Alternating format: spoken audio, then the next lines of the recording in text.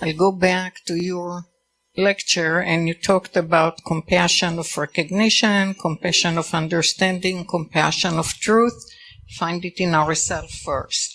So I'm going to ask a very difficult one. Yeah. We're approaching October 7th. What? We are approaching October 7th. Yeah. When the horrible massacre happened in Israel. Yeah. Where young children were murdered, burned, babies in ovens. That didn't happen. There were no babies in ovens. Oh, yes, they were. No, there weren't. That's been refuted even by the Israelis. There were. No, there weren't. There were. There were no babies in ovens. Well. But let's agree. Hold on. Let's agree on what we do agree on, okay? A horrible massacre happened. People were killed in their homes. Civilians were killed, were raped. David, no. Look, let's agree that was bad enough without adding stuff to it, okay? Now, I'm telling you, there's been no evidence of mass deliberate rapes. No such evidence. Oh my gosh. I'm sorry. There's no such evidence. Oh yes, of course there was. No, there isn't. There was a woman in the United Nations that came to Israel and did the research and brought those evidence to the United Nations. I'll let you finish your question. My question is, how do I find compassion for these people? Which people? The animals that did that. The animals that did that.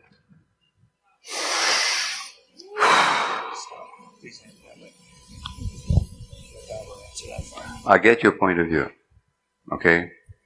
In your point of view, everything you read actually happened the way you've read it. Hold on a second. I'm telling you what I understand your point of view to is.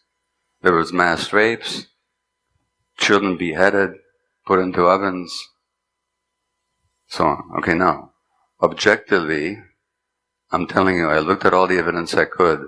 There were horrible massacres. Let's agree on that, okay?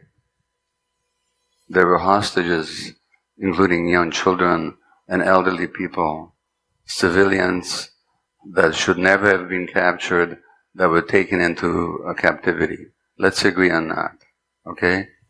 On the specific issues of babies in ovens and mass rapes, you and I are not going to agree, because I looked at evidence that you haven't looked at. But hold on a second. Let's just agree on what we do agree on. Okay? And then let's take your question. How do we have compassion for these animals? Well, I'm not going to get into a big political rant here, but I'll tell you what I think very quickly. Okay? If I saw the world from the perspective that you see the world from, I would 100% agree with you. But that's not how I see the world. That's not how I see the world. Number one. Number two, I've been to Palestine. 2.5 years ago, I went there to work with Palestinian women who've been tortured in Israeli jails, which has been documented by Israeli Physicians for Human Rights, by B'Tselem, the Israeli Human Rights Organization, by United Nations and others. Nobody ever talks about the thousands of Palestinians. Did you know that 2 Palestinian doctors were tortured to death recently by Israel? Doctors tortured to death. Now my question to you is, and I'm not going to go into the history, this is not the place for it, but I have a different view of the history. I used to see it the way you do. I don't anymore. I'm not gonna go into how I do see the history, because this is not the, just let me finish. Honest to God, I'll give you the last word, I promise you. I do promise you that, okay? History did not begin on October the 7th. And here's what I know.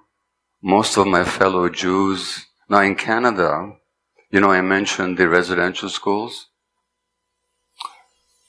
In Canada, 4 years ago, there was a poll, a national poll. Now, thousands of children died in those schools. People were tortured, raped, all kinds of stuff. Not even controversial. There was a poll in Canada. 70% of Canadians 4 years ago said they knew nothing or little about the residential schools. 70% of Canadians knew nothing or little about the residential schools. So what happened to Indigenous people? If you do a poll in the United States based on all the Hollywood movies that people have seen, until very few years ago and even now, most people will know nothing about what happened to the Indigenous people here. Nothing. The genocide, the torture, the rape, the starvation. They know nothing about it. And in some states in the United States, it's illegal to even to teach it in the schools. Now, do you think the average Jew knows anything about the indigenous people of Palestine? No, just a second. So, these animals that you talk about, the first massacre of Palestinians in Gaza didn't happen last year. Didn't even happen 4 or 5 years ago when they killed hundreds of children with their bombs. It happened in 1956. But just let me just a second. In 1956, they massacred 200 civilians. Do you know about it?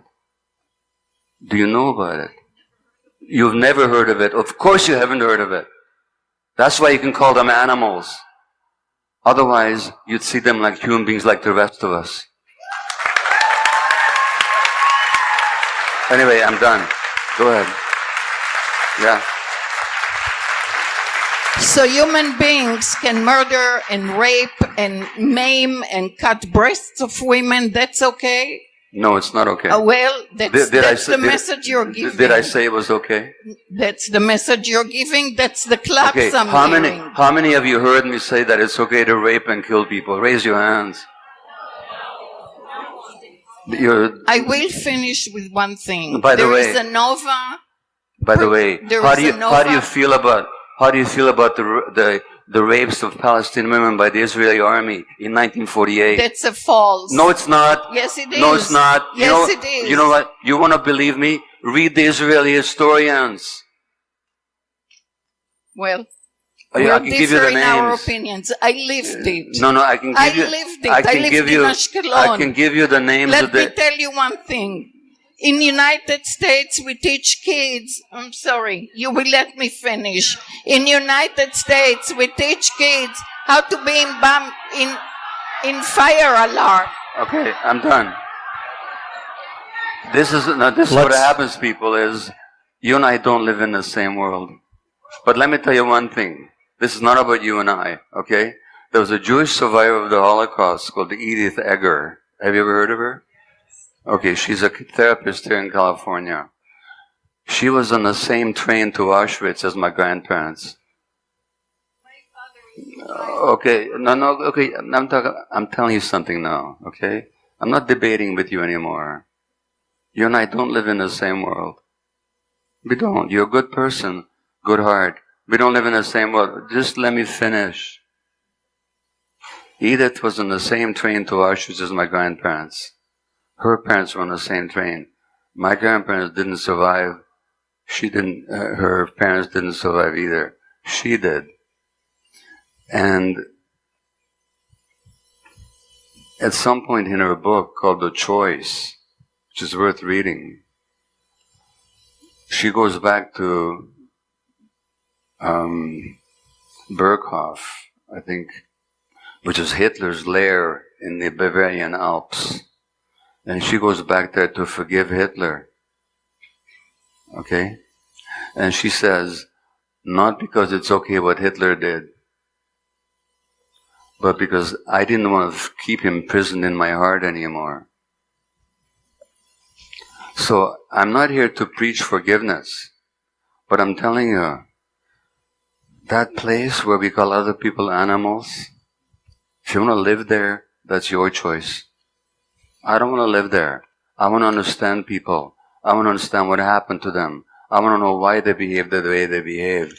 I'm not into justifying taking civilian hostages. I said that was unjustifiable. Why you didn't hear me, I don't know. I said there were massacres that shouldn't have happened. Why you didn't hear me, I don't know. You know why you didn't hear me? Because you live in a bubble, that's why. Anyway. All right. Other questions? Over here, Gabor. Anybody, by the way, wants to know about my visit to the occupied territories? There's a film online you can watch called Where the Olive Trees Weep. Watch it. Gabor. Gabor, I'm over here. Over on this side. Sorry, where are we? Yeah. I'm here. Hi, Amy. Hi. Being a healer. Let me just say, this is difficult. This is really difficult. It's difficult because this debate has been going on in the Jewish community for over 100 years now. Not that you know that, but it has been going on for 100 years. It's going on especially right now. And you can see how, whether I'm right, whether my friend here is right, whether neither of us are right, just how big the feelings are. And it's even for people of goodwill like you and I know you respect me. You wouldn't be here otherwise, you know? It's so difficult to communicate. It's so difficult. I need to say something. I apologize to you. Okay? You're asking a question, and I allowed myself to get triggered and get into an argument with you. So I apologize to all of you. It's an example. It's an issue I lived with all my life. I used to believe as this lady does. I don't anymore.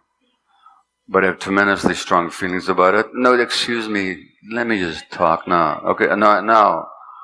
All I'm saying is the proper response to your question would have been, I understand where you're coming from, but this is not the place for me to address that issue. That's what I should have said. Okay?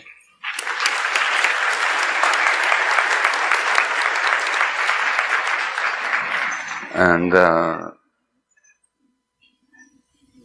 nothing you said explains my own emotional reaction. That's totally my own responsibility. Okay?